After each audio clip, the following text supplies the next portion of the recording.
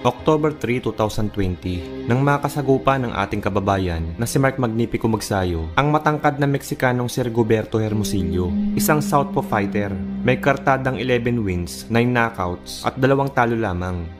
Ginanap ang kanilang sagupaan sa Microsoft Theater, Los Angeles, California, USA, para sa isang 10-round super featherweight bout. Bagamat sa labang ito mga brad, ay nanalo itong si Magsayo, ay marami nga pong Pinoy boxing fans ang hindi natuwa at nakulangan sa naging performance niya dito. Sapagkat para po kasi sa mga hindi nakakaalam, ay kagagaling lang po sa 2 magkasunod na pagkatalo itong si Hermosillo noong mga panahong ito bago nito makasagupa si Magsayo. Kaya naman marami pong boxing fans ang nag-aakala noon na magiging isang easy tune-up fight lamang ito para kay Magsayo. Lalo na't noong mga panahong iyon ay ang legendary coach na si Freddie Roach na ang gumagabay dito. Subalit pagdating nga po sa mismong gabi ng laban mga brad, ay hindi nga po ganun ang nangyari. Sapagkat ang prediction nga po ng nakararami na isang madaling laban ay hindi po nangyari sapagkat dikit po ang kanilang naging bakbakan. Literal nga po na pinadaan muna nitong si Hermosillo sa butas ng karayom itong si Magnifico.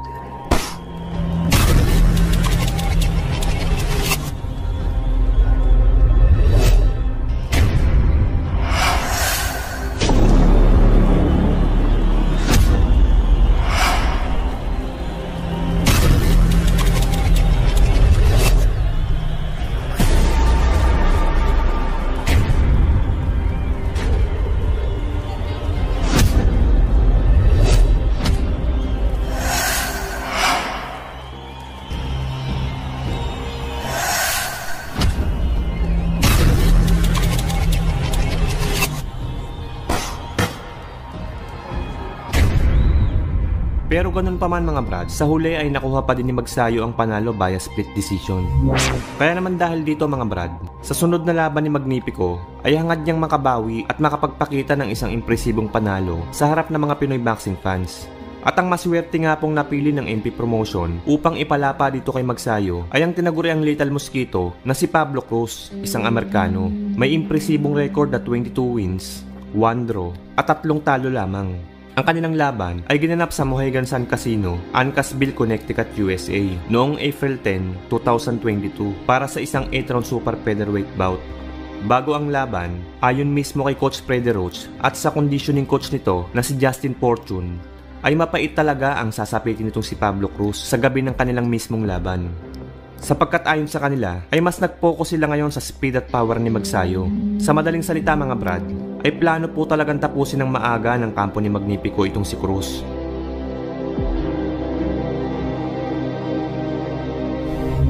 Pero ganun pa man mga brad, bagamat yamado si Magsayo dito, ay hindi din naman dapat basta-bastahin lang itong si Pablo Cruz.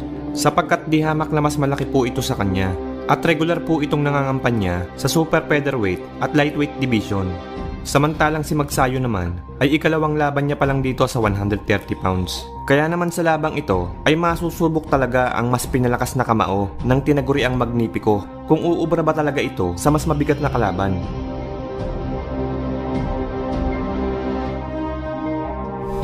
At heto na nga mga brad, sa simula ng laban ay makikitang puro power punches na agad ang mga binibitawang suntok ni Magsayo. Tila ba gusto talagang gumawa ng statement at wasakin ng maaga si Pablo Cruz.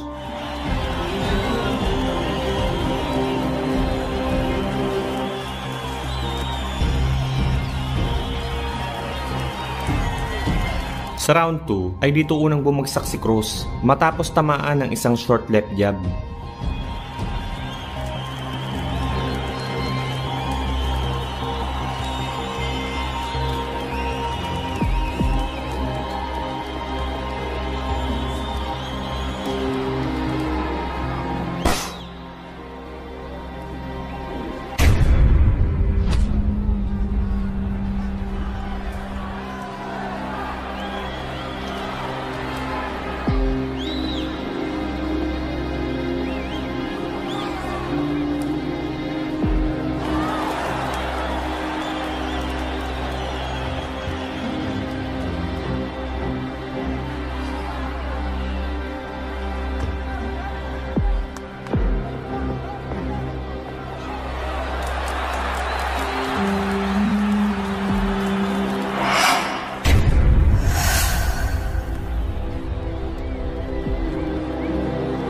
Pagdating ng round 3 ay muli na namang bumagsak si Pablo Cruz matapos naman tamaan ng isang left hook.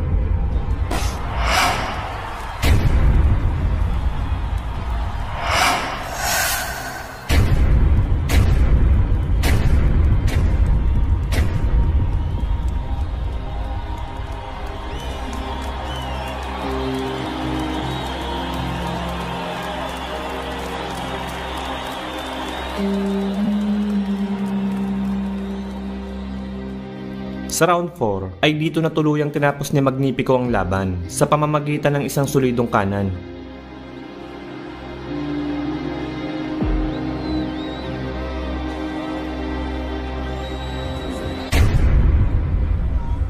Finish him!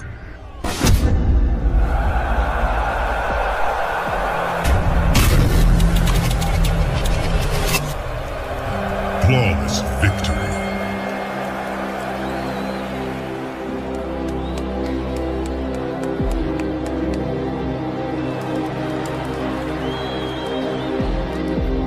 Anong masasabi nyo sa performance ni Magsayo dito mga brad? Pwede na kaya siyang itapat sa kalibre ng mga hari sa featherweight division gaya nila Leo Santa Cruz?